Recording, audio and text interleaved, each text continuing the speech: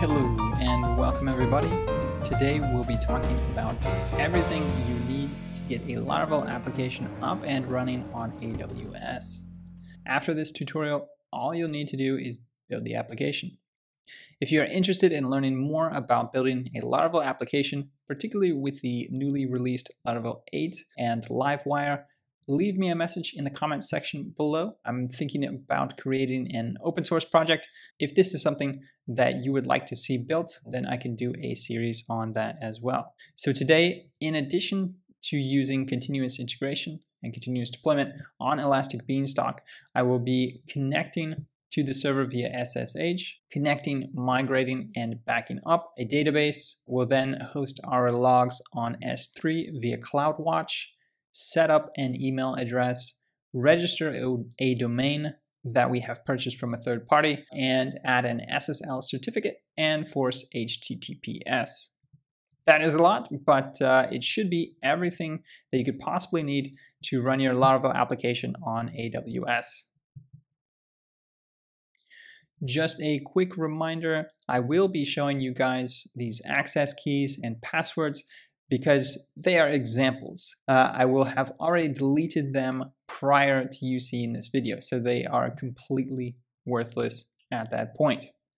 However, if you expose your actual keys to anyone, these real keys that you are currently using, then whoever has these keys will have access to use whatever permissions you have given them. So please, please, please be sure to keep your keys private and secure and do not show them to anyone. All right, now let's go ahead and install Laravel 8. All right, let's open up Terminal so we can create a new Laravel project. So Laravel new test. And since this is Laravel 8, we'll be using the Jetstream scaffolding, which includes login, registration, email verification, two-factor authentication, session management, API support, and optionally team management. So it adds a lot of different options here for us.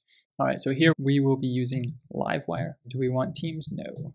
All right, now that that has been installed correctly, let's change the directory into our application and then run npm install and npm run dev. Then we'll go ahead and open it in our favorite code editor. Now let's host the application on AWS Elastic Beanstalk. For this video, I am assuming that you already have an AWS account and make sure that you are in the right region. So for me, that is EU West 1, which is Ireland. Okay, so go to the Elastic Beanstalk console, click on Create Application, enter the name of your application. Again, as I was mentioning before, this is just going to be a test for me, so I will put the names as test as well. Feel free to put any tags if you would like. I'll just leave that blank. Of course, Laravel is run on PHP, so we'll leave that. And for this video, I'll actually use PHP 7.4 Linux 2, and we'll allow it to create a sample application. So let's go ahead and click Create Application.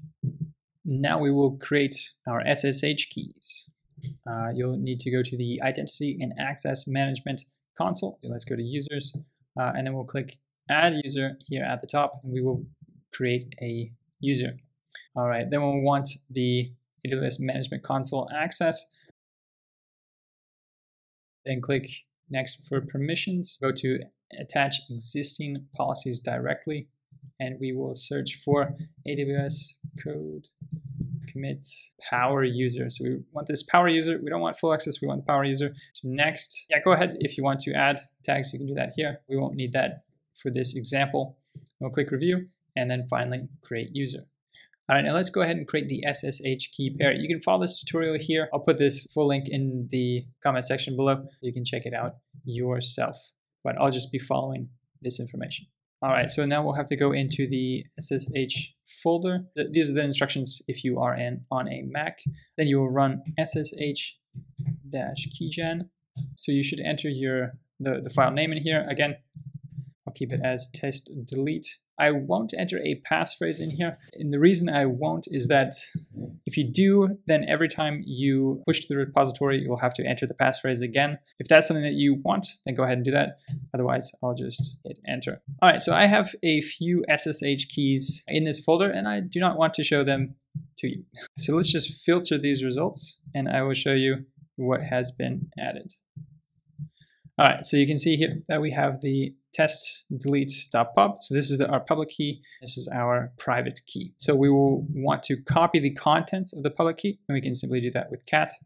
So let's go back to the IAM console and click on our user. Now we need to go to security credentials and upload SSH public key.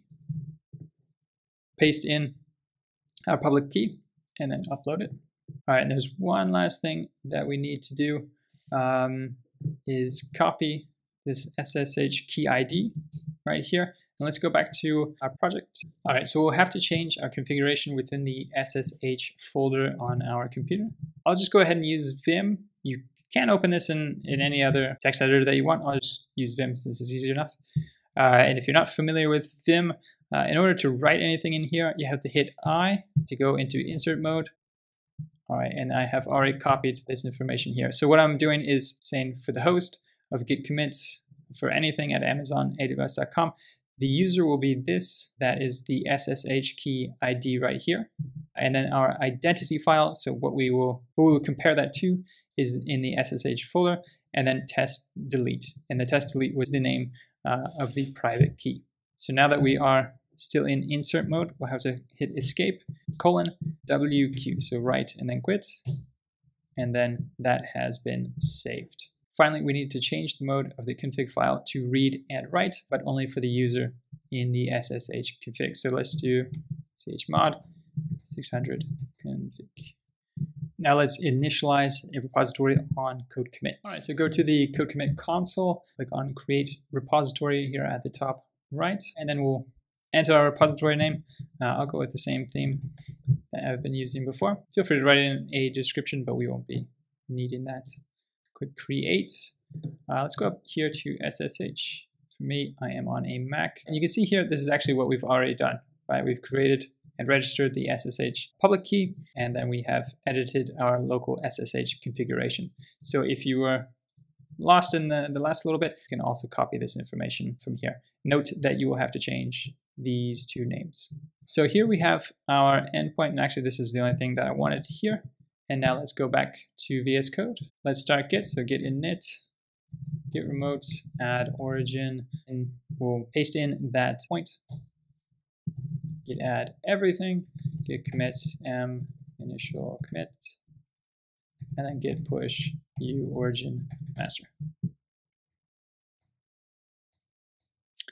And everything seems to be working.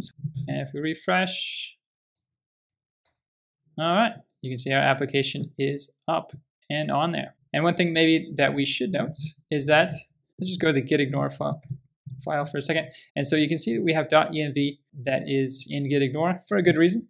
And so what we will be doing in a little bit is putting all of these environment variables onto the server itself so that we can avoid putting the .env file on the repository. And this will just make our application that much more secure. Now let's connect our repository that we just created to Elastic Beanstalk through CodePipeline. All right, so let's go to the CodePipeline console. Go here to pipeline, getting started, and then we'll create a pipeline. Pipeline name, same thing, it's just going to be a test. Yeah, let's go next. Our source is going to be from AWS CodeCommit. Note that you can actually do it from S3, Bitbucket, GitHub. There are a lot of others, but for us, we'll just be doing CodeCommit. Repository name is test delete, and we'll go under master. Go next. We won't be needing any sort of build stage, so we'll just skip this for now. We can come back later on and add it if need be. And finally, for our deploy, we will be deploying our application to Elastic Beanstalk.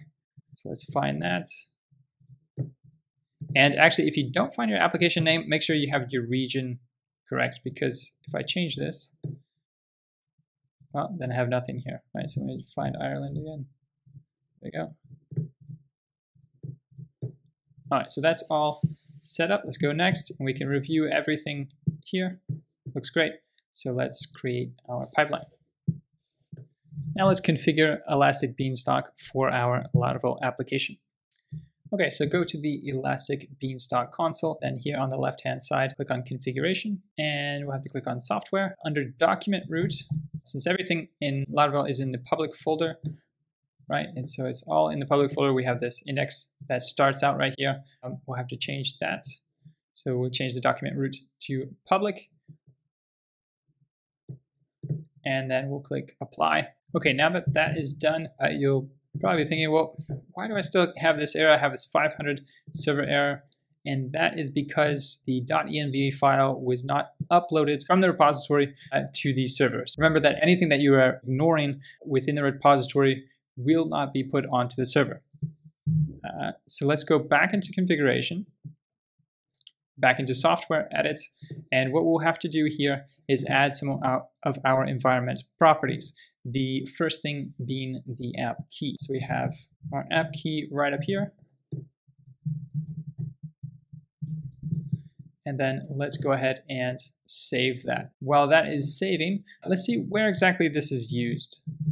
So you can see that it's being used in the config app.php, and it's being used right here. So what we'll have to do is tell our application to first look at the environment variables that we have on the server, and if you do not find these, then use the environment variable that you find in the .env file. So this will allow us to use the application both in production and in development. So what I simply did here was, so if the array key exists on the server, and the key's name is app key, then use that.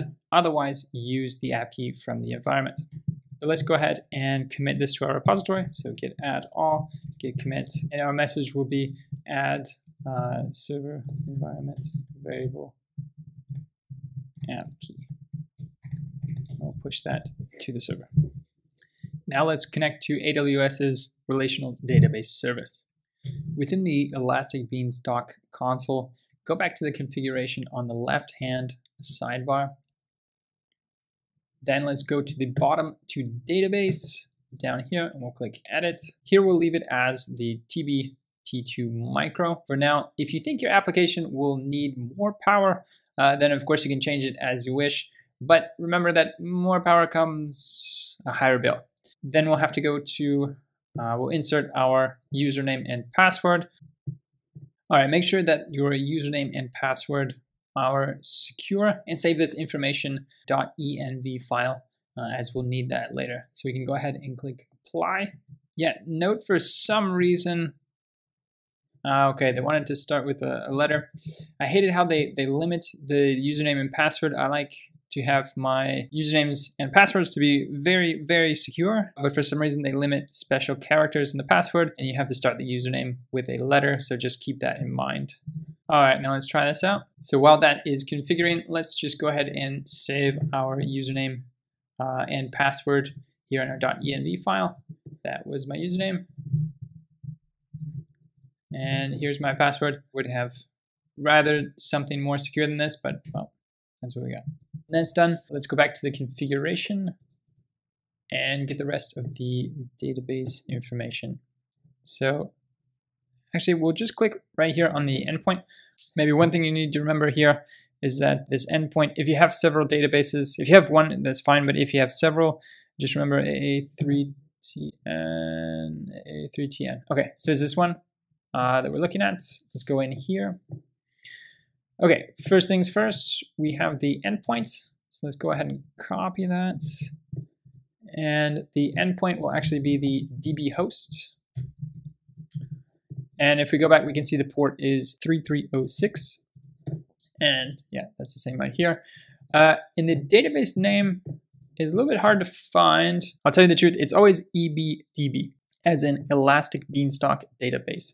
But I'll show you where they put that. Where is it? Right here. Go to configuration, and then DB name, it's just EBDB. But if you do this several times, you'll know it's always that. All right, so let's put all the information here in SQL Pro as well. I will save the changes, and then we will try to connect. And do you think it'll work?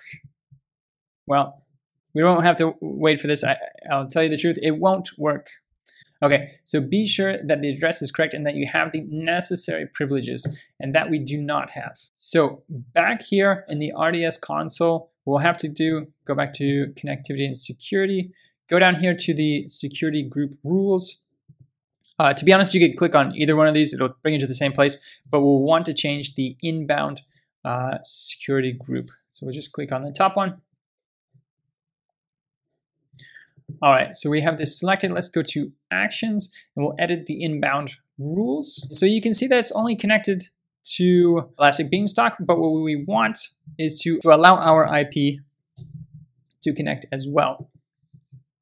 So what we want to do is for type, it is MySQL Aurora, protocol is TCP, port range also 3306, but the source will be my IP.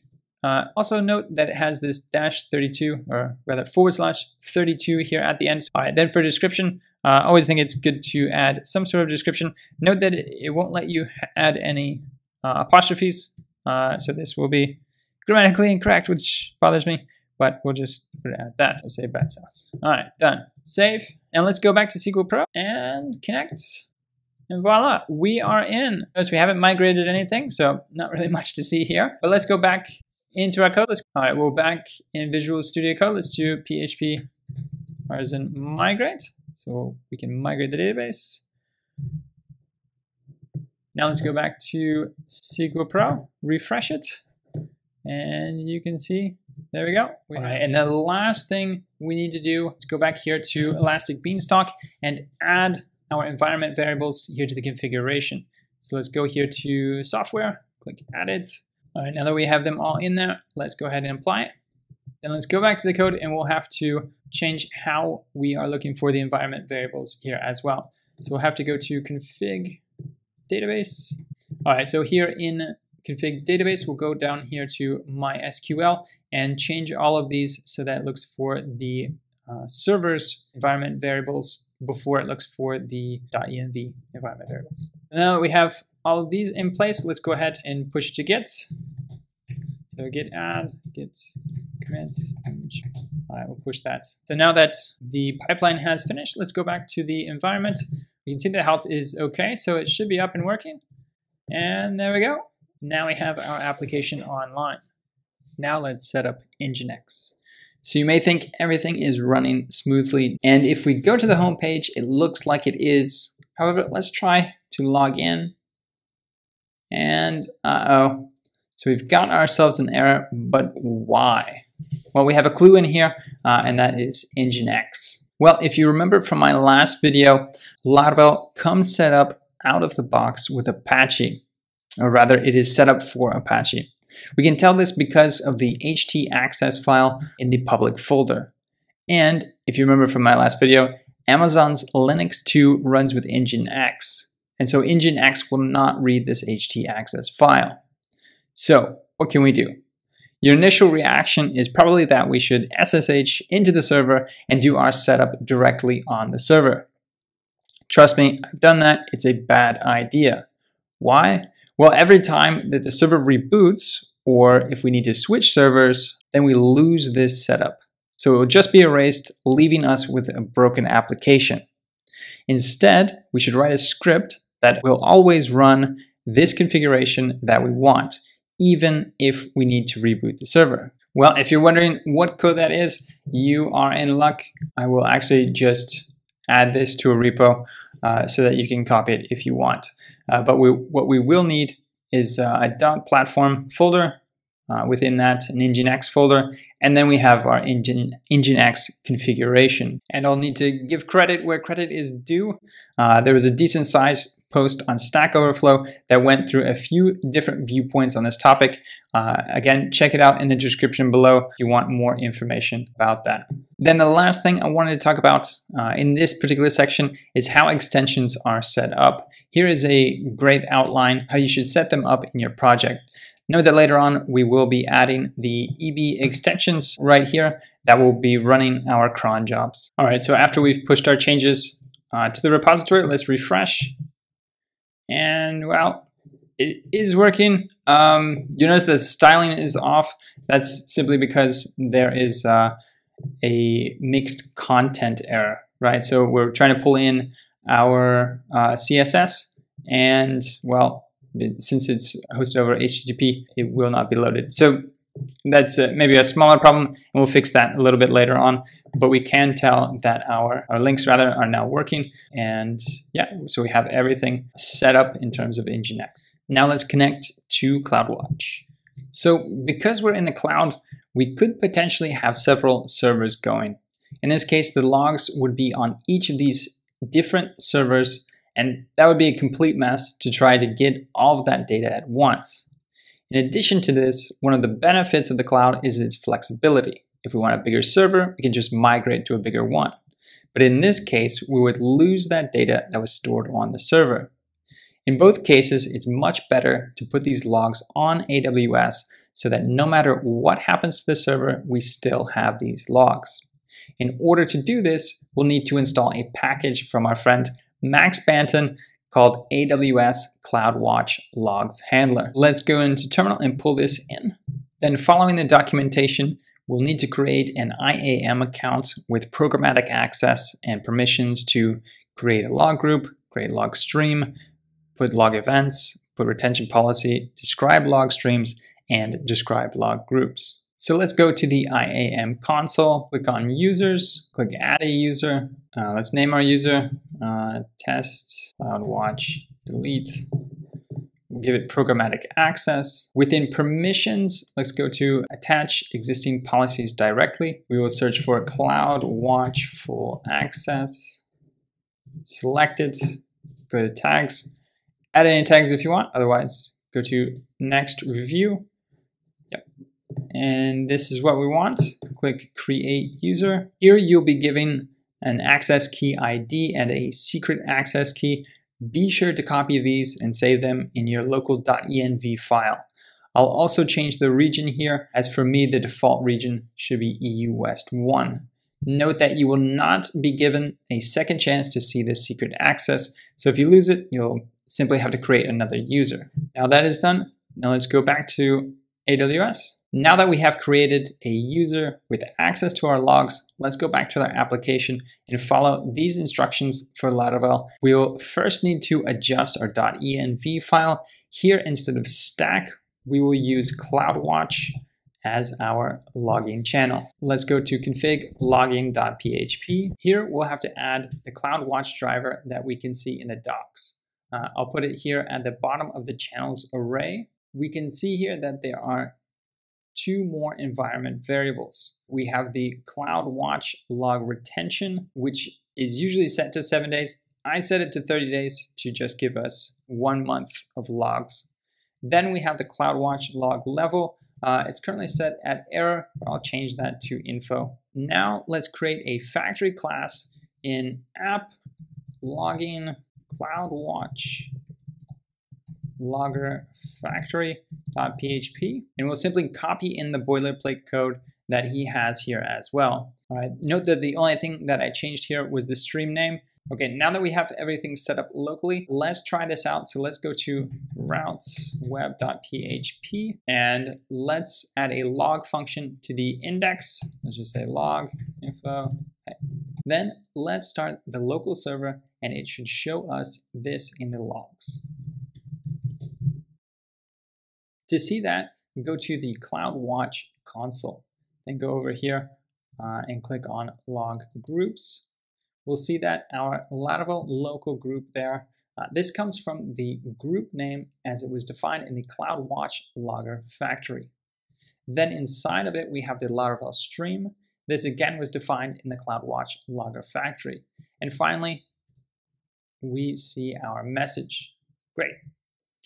Now that it's working locally, let's set up the environment variables on the server to make sure that it works well in production. Go back to the Elastic Beanstalk console, go to your environment, click on configuration. Under software, click edit, go to the bottom, and here we'll need to add AWS access key ID, secret access key, default region, as well as log channel. Let's go ahead and do that now. All right, then go ahead and click apply. While that's loading, let's go back to config logging. And you can actually see here that I've already set this up to work both on the server as well as locally. So now we're all set. Let's commit these changes to a repo.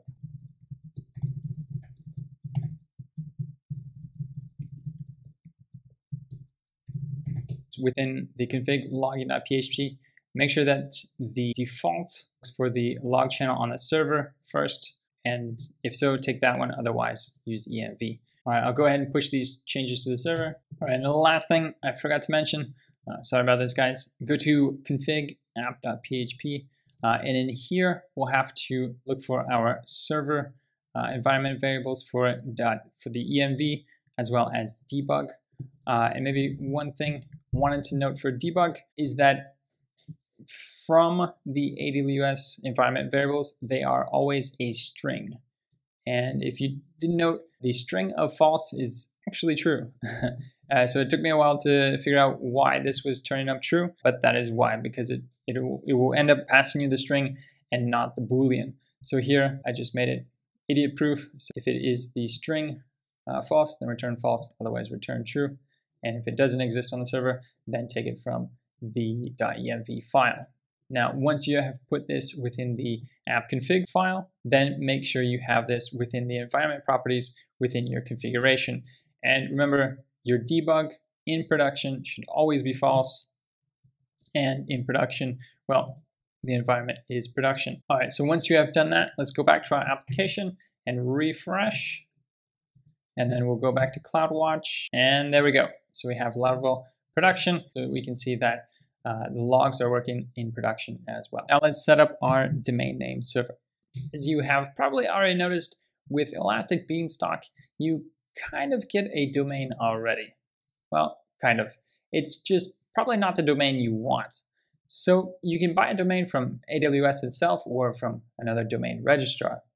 I'll show you how to do it from Namecheap, but it should be pretty much the same with any registrar. Let's first go into Route 53 console and click on hosted zone. Click create hosted zone. So enter your domain here within domain name and leave the type as a public hosted zone, and then go ahead and click create. Here you will be given a series of 4 name server records. We'll need these in a second. All right, now go to your Namecheap account or the account of whatever domain registrar that is. Click on manage for this domain. Then under the domain, go ahead and find name servers. For us, we'll be doing a custom DNS, and we'll have to enter the 4 name servers that we got from Route 53. Then save all your changes.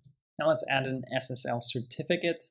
So go to the certificate manager console, and then go click on request a certificate.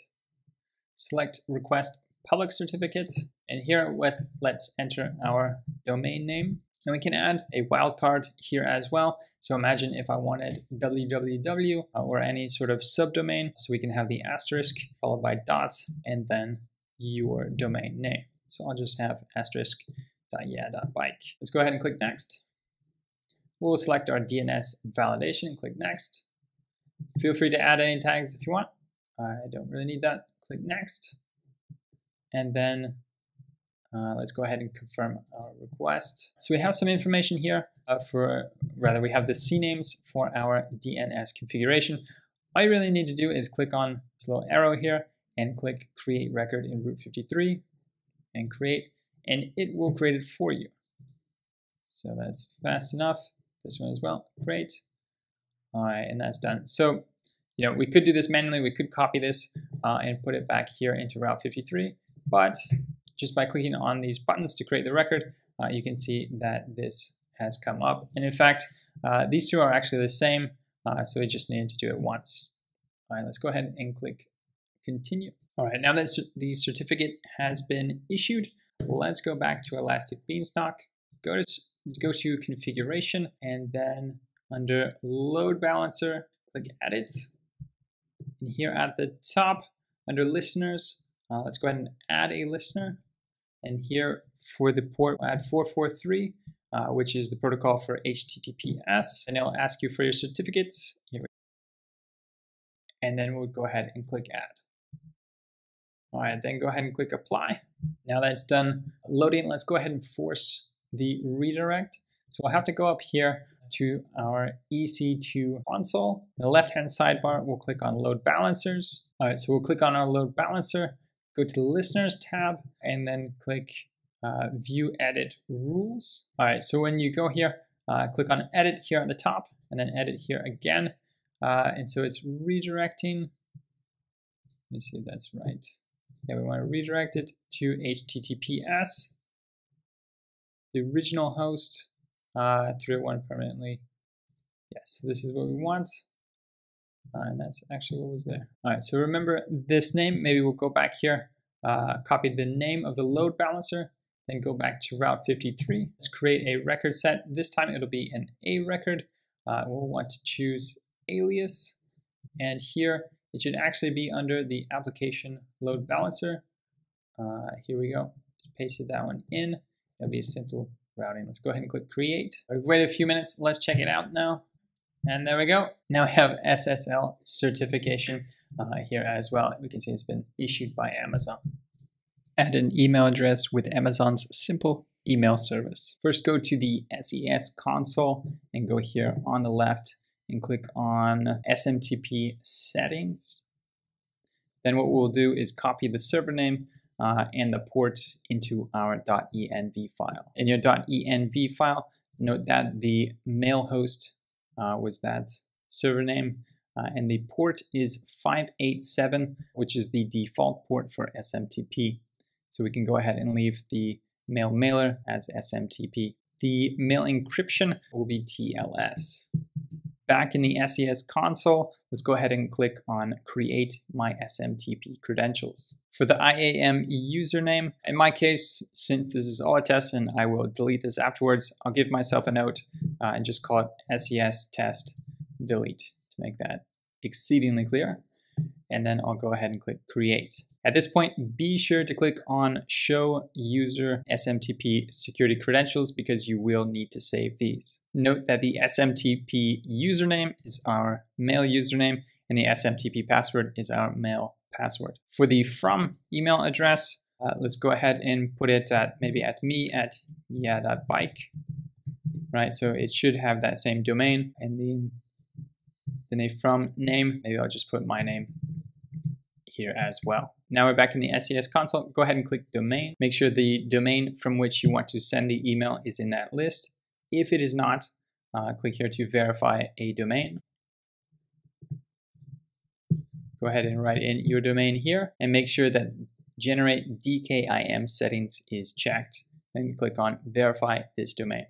You will receive the DNS settings to add to Route 53. If you click on use Route 53, then AWS will insert these DNS settings for you. And note that I will not be receiving emails to this domain, so I can go ahead and leave this unchecked and click Create Record Sets. It could take a few minutes for this to be enabled for sending. So for me, it took really just about a minute for this verification status to come verified. Now let's go back to our code and create an email. Back in the terminal, let's run the artisan command to create an email. So that's php artisan make mail.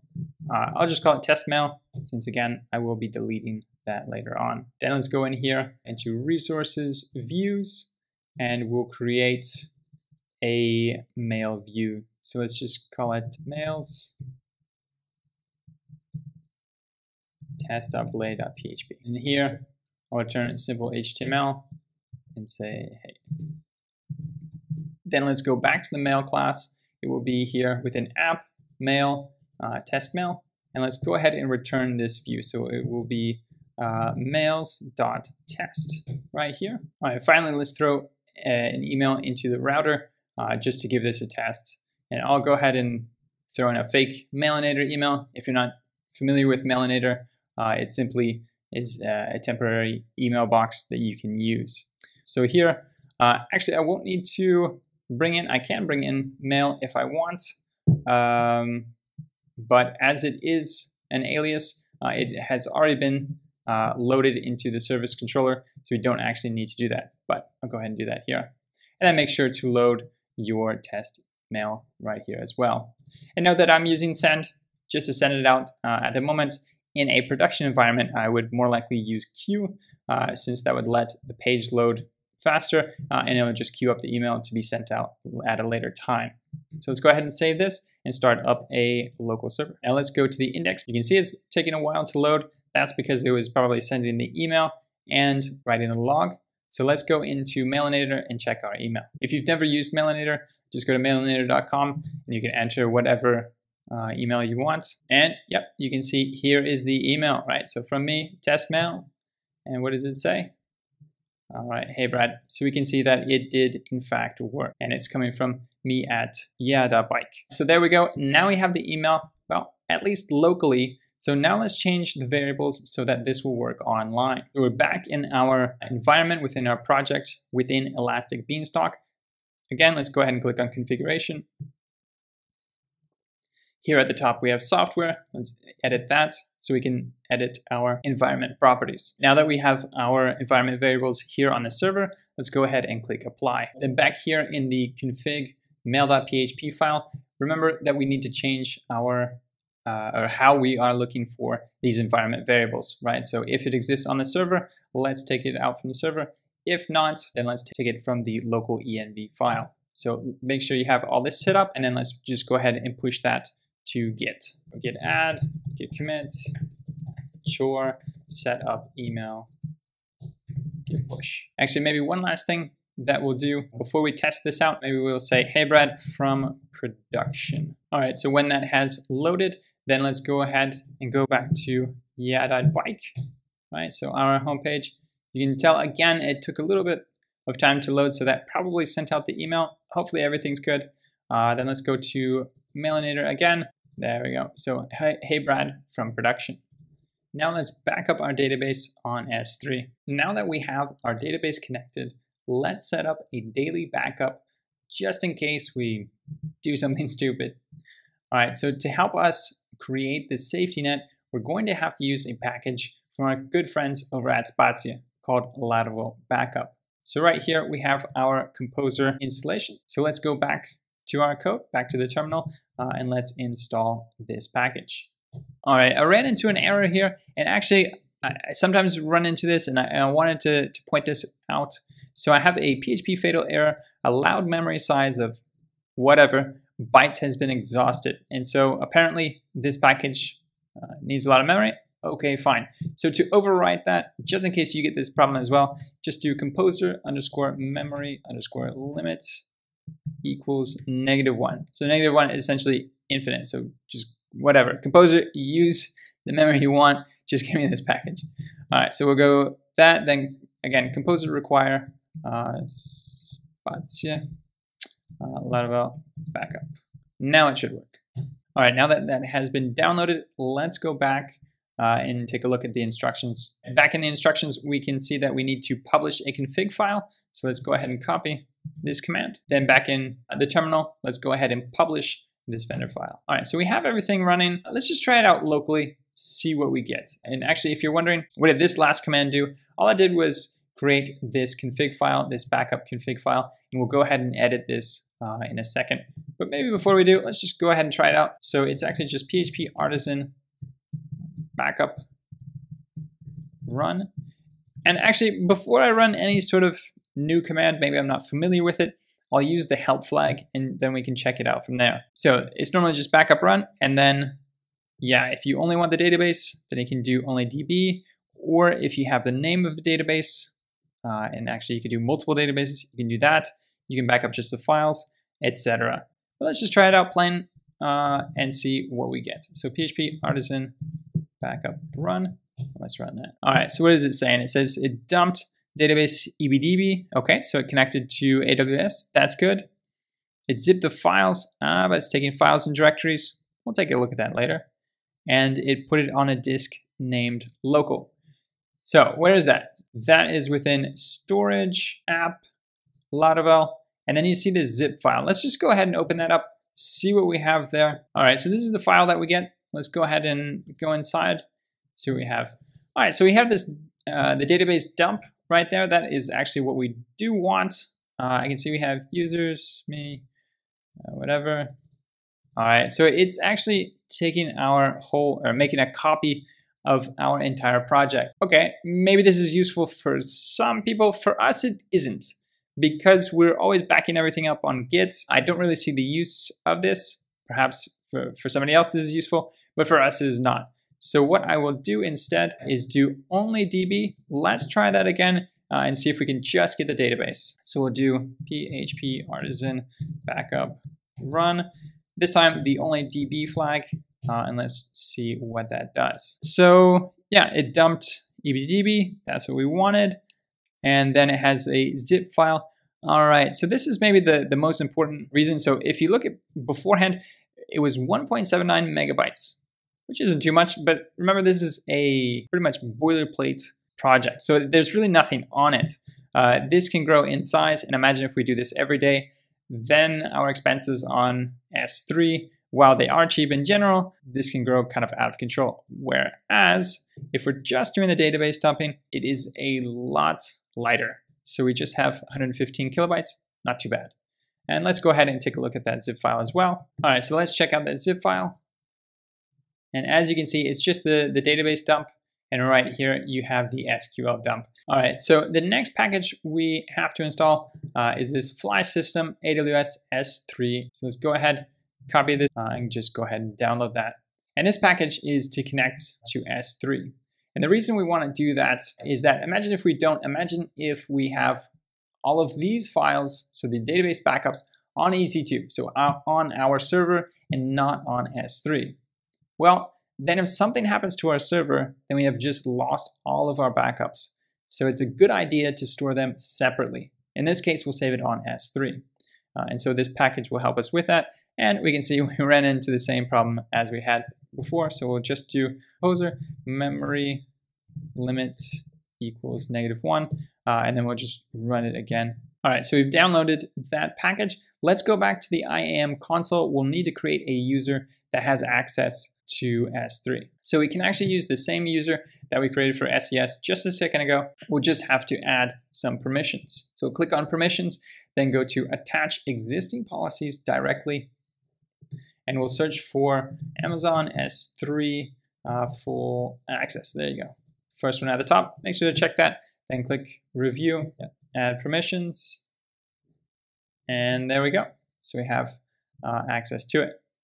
Okay, now we need to go to the S3 console. All right, now that we're in the S3 console, let's go ahead and click create a bucket. Since I'm going to delete this, I'll just give myself this message to delete it. All right, now let's go ahead and click next. The configure options here, you might want to go down to default encryption and give it some sort of encryption. Then let's go ahead and click next. We definitely want to block all public access. This is just for us.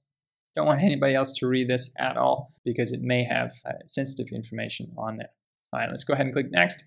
See the permissions? Yeah, sounds good. Create the bucket. Now let's go into that bucket. All right, then we just need to copy our bucket name and go back to our .env file. Within our .env file, we have this key here, AWS bucket. Let's go ahead and write our bucket name right here. And again, since we have already created the user, it will have the same access key ID and secret access key as before. And since we're using EU West 1, the default region will stay as is. So all we really needed to do, since we are using the same user as we used for SES, is just change the bucket name. All right, and one last thing that we need to do here to test it out locally is go to config backup.php, and then right here on the destination for the disks, we don't want it to be local, but we'll type in S3 here. That is all we needed for the local configuration. All right, now let's run PHP artisan backup run only DB. All right, great. So it says successfully copied zip to disk named S3. Let's go back into our S3 and see if it is there. All right, let's go ahead and refresh. There we have it. We have the folder, the zip file. Let's just go ahead and download that. And there you have it. We have the dbdumps3, which has that SQL dump. So now it is working locally. Yeah, now all we have to do is put all the environment variables on Elastic Beanstalk. So let's go back to the Elastic Beanstalk console, click on configuration for software, go ahead and click edit down here at the bottom, and put in the name of the AWS bucket and click apply. And the last thing we need to change here is with config file systems. Go down here to S3, and we'll have to change all of these so that it accepts the server variable, environment variables first, and then accepts the .env file as well. Now that those have been copied over, we can go ahead and push this to Git. So git add. So we are backing up the database, but we have nothing to say, hey, do it every day at some sort of intervals. So we're going to have to create a cron. And on AWS, it's a little bit interesting how they do that. So let's go over it. So as we talked about before, in order to extend our applications, we'll need to create this folder, the .eb extensions, in other words, in .elastic Beanstalk extensions, and then we'll go ahead and have a config file in there. All right, so here, let's go ahead and create the folder .eb extensions. And then inside of it, we'll create the new file, which I'll just call it cronjob.config. It's important that it's .config. Cronjob can be whatever you want. And I've already done this. Won't really explain too much, but it essentially just looks for the cron job every minute. So you can see here, that'll be every minute. It'll go to the root and then run the scheduler command. So now it can create cron jobs as we would normally within a Laravel application. And if you're wondering, how do we normally run these cron jobs in Laravel? Well, all you'd have to do is go to app, console, and then go into the kernel in there. And then here is our scheduler. And it gives you an example right here, so you can schedule the command. In this case, it's inspire, it's an inspirational quote, and it would just push that out hourly. In our case, we want to do schedule command. Remember, it was backup run, right? But we have the only DB flag because we only want the database. And then let's just do it daily at, and I like it to be at a time when I don't have many users on the site because I will be taking up a little bit of memory in the server. It shouldn't really affect anything, but we'll leave it at that. So 4 a.m., I'm assuming nobody's on there. And let me just fix that typo. So there we go, schedule. And let's just push that to the server. And we'll push that. All right, now we are done. If you've made it this far in the video, pat yourself on the back because that was a lot of work. But now you essentially have everything you need to run your Laravel application in AWS with all of these different services already installed. So all you really have to do at this point is build your application. Well, that's it for me for today. If you have any comments or questions, please feel free to write them down in the comments section below. And of course, if you like these videos, please be sure to subscribe. And if you have any particular topics you would like me to talk about, write those down in the comments below as well. All right, thanks a lot, everybody. Take care.